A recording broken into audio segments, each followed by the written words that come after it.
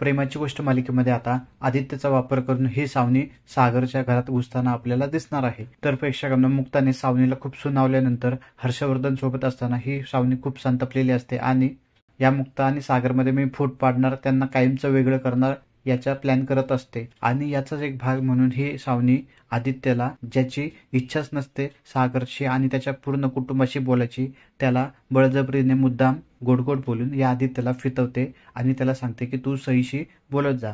कितीही काही झालं तरी ती तुझी बहीण आहे. तुझ्या पप्पांशी तुझं वाईट आहे ना, परंतु ती लहान आहे, तिच्याशी बोलत जा. या आदित्यची कोणाशीच बोलण्याची इच्छा नसते, परंतु ही सावनी इतकं त्याला फोर्स करते की शेवटी तो सावनीचं ऐकून मग सईशी बोलण्यासाठी तयार होतो. आणि आता एकदा सईचं आदित्यशी बोलणं झालं की नक्कीच सावनीचं सागरच्या घरात सुद्धा येणं वाढेल. ते सुद्धा आदित्यला सईशी बोलायचं होतं या बहाण्याने. तसेच हाच डाव साधून सावनी सागरच्या जवळ जाण्याचा प्रयत्न करेल आणि मुक्ता आणि सागरला वेगळं कसं करता येईल याचं कट कारस्थान करताना तुम्हाला पुढे आता दिसणार आहे.